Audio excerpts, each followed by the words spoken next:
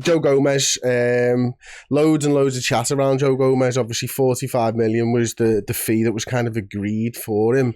I'm shocked, Andy, that fucking Joe Gomez is being considered for a sale, to be honest with you, unless it's just that he wants proper first team football in a position that he knows he's going to play in every single week rather than being shafted around the back four. But like, he's such a good player and he's so versatile. It seems crazy to me that we're even considering it. Yeah, and the great thing about Gomez was how he covered so many different positions last season. You know, I think he played a little bit of right back at the start, and then obviously we were really unlucky with the injuries of Tsimikas and Robertson at the same time, and he had to do a load of left back, and he was brilliant there.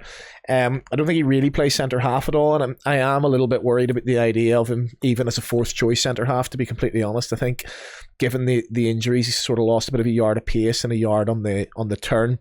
And, you know, we've seen him exposed a couple of times in the season before last at centre half. So even though it is fourth choice centre half for Liverpool is a little bit different because Kanate is so injury prone. And who's to say Kwanzaa doesn't have a little bit of a dip, as it's completely normal for a young player to do. So, you know, whether or not we keep a hold of Joe Gomez, I would still like us to sign another centre half.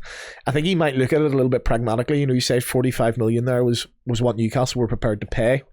And a little bit of that sort of balance in the books. Gordon 75 in, Gomez 45 out. You know, it's, you know, you sort of balance the PSR in that way. But if we assume he's sort of a 45 million player, then you could probably look at it compared to the start of last season and say, well, we'd be pretty unlucky if the same thing happens to Robertson and Tsimikas at the same time.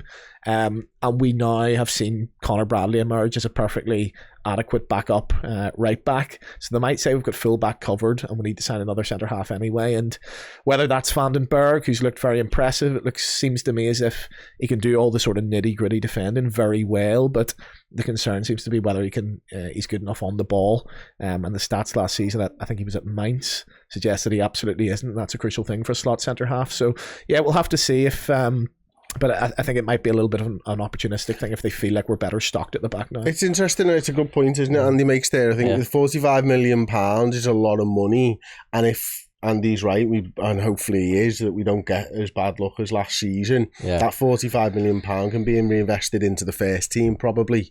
You know, but it does, like, they've got to have a plan, haven't they? This is the thing. You can't just sell Joe Gomez with no plan. That's fucking dumb. Yeah, well, exactly. And there's this whole rumour that we've done on a couple of news shows this week about the deal collapsing. So obviously there's been a deal there.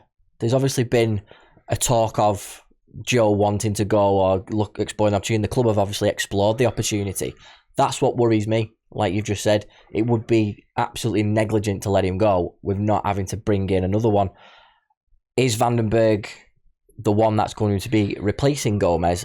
I don't know, and that's my worry. I would rather have a replacement for your second choice centre half or your starting centre half as come straight in. We've been very surprised by Kwanzaa, which has been amazing. So he automatically gets that slot. But my worry is if we are prepared to let Joe Gomez, we need to have a plan. Now, if we've got a plan, and according to one of the journalists, we might have a plan, great.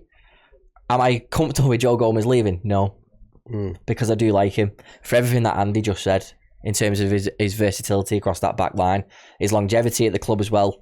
And I just think that it's better the devil, you know. I'm not saying he's the devil or anything like that. And he's not good at what he does. He's bloody brilliant. I'm just worried about the unknown. Yeah, I wouldn't do it personally because I really like him, and I do still harbour the hope. Maybe I'm one of very few that he could actually get back to the levels that he used to play at. Yeah, that season for that 2 years winning the European Cup and the league back to back, he certainly played his part. You know, it was a absolute sham he wasn't getting picked for England even more because he's that good at what he does, and I really hope he can get back to those levels. The other thing is here to consider, I suppose, Andy, is his value's never going to be higher again. Yeah, I don't think, unless he starts centre half for us for a year. And we've seen that with Nat Phillips, like, you know what I mean, when we held on to him slightly too long after he'd had his chance, and Reece Williams as well, to be fair. I mean, 45 million for a lad who probably is your fourth choice centre half, your third choice left back, or your third choice right back seems a pretty penny.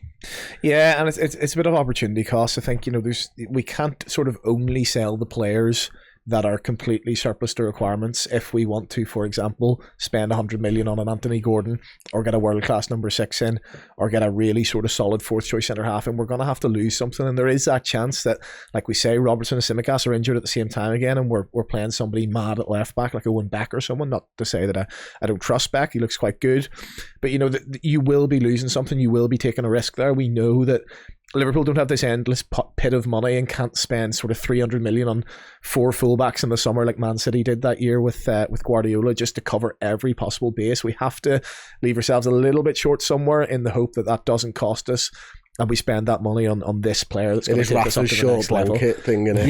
Yeah. And I think that'll always happen. And that's the sort of thing that Joe Gomez has been great for all these years, because we have had to leave ourselves short in some positions, but as far as the back 4 positions go, Gomez has been able to cover them all, and is an able deputy in all of those positions. But yeah, if they feel like, okay, we're going to need to spend a little bit more to get Anthony Gordon out of Newcastle here, then they might just have to do it and cut their losses. Okay. It's my worry about with centre half and money and all that stuff, but it's the number 6 position for me of that domino effect as well. If we're looking to bring in some money to try and have a offset the high cost of Gordon, or are we going to put that money to use for a number 6? Because we really, really need one of those. That's where I think we can get, a massive improvement in the first team, is that midfield.